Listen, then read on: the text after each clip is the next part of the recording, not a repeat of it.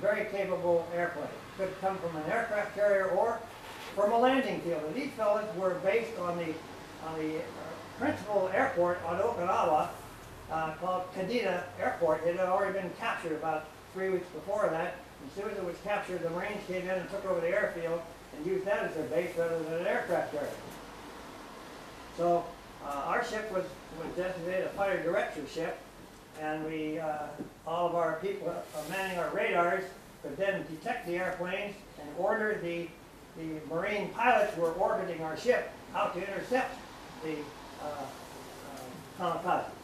And they did a marvelous job.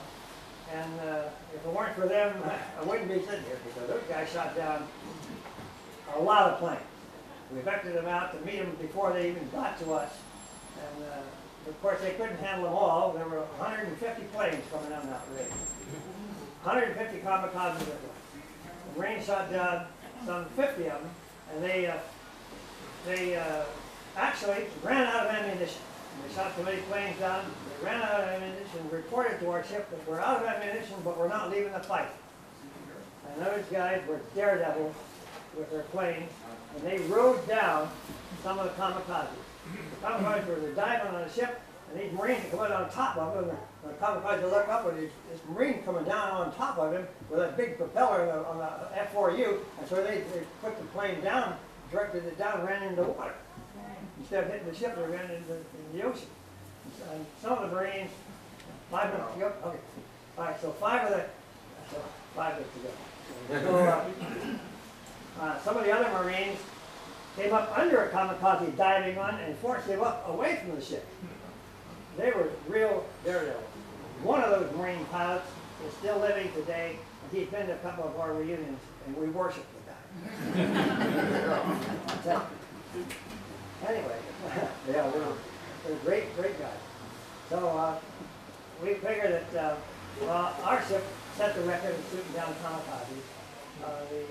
The other destroyer who was with us got 19 that day, including the 4 that hit him. And we got 23 that day, and that during the hour and 40 minutes, including the 3 that hit us. The 3 that hit us, and that record still stands. No ship in the war shot down that many kamikazes in a single engagement. The 3 that hit us came in at this, one of them came down here and hit the ship at the water line. And when you hit the ship at the water line, what happens? It opened up the bowels of the ship to the ocean. The ocean kept roaring in, and the ocean then filled up 3 of our engineering compartments down there. Big engineering compartments. The water rushed in so bad it broke the wall down between this one and this one, and it landed in the wall here between these two here. So with that, and they also, most importantly, that plane was carrying about a 500-pound bomb, which went detached from the plane before he hit us, or at the time he hit us, we don't know which, but it went underneath the ship and exploded. And the bomb exploded underneath the ship. The keel is normally level. It elevated the keel up like this, almost 5 feet, 56 inches. The keel went from level to 56 inches dented up in a span of about 20 feet long. And when you do that, it disrupts everything in the engineering spaces. Boilers blew up. Men died instantly like that. When the boilers blew up, it broke in the engineering and the engine room there, which is just forward after the boiler room. It has all the turbines, the reduction gears in there to bring the number of revolutions down to a manageable, powerful shaft. And these 2 shafts here, we had twin propellers. The shafts came back up here, but they were broken. So the shafts were broken. The propellers won't turn. We're stopped. We have no more propulsion. We can't move the ship. And the shafts with black jammed into the rudders, so we can't steer. So we're helpless.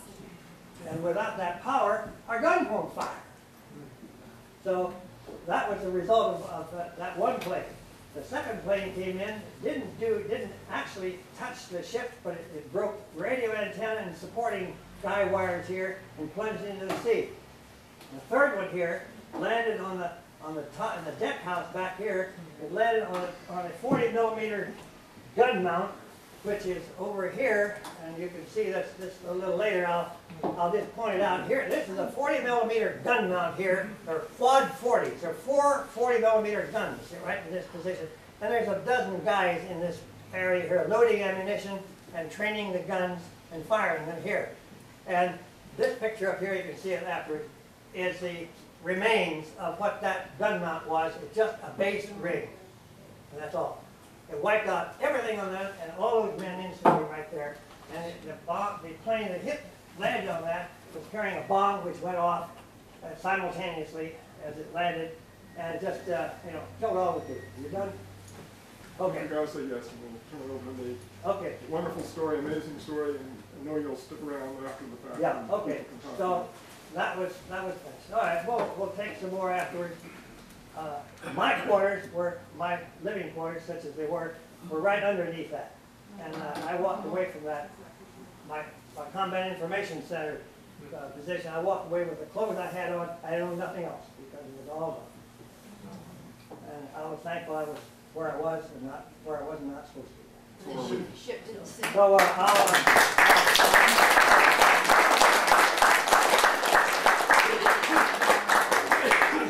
lots of statistics on the back of one of these cards you can see about. Did it sink? Okay. No, we did not sink. We were towed from Okinawa to San Francisco after we were patched up. Towed through a typhoon. That's another story. We can stand up and take a stretch. It's legal. Yeah, nice. Yeah. You want Run up here, stand up and stretch.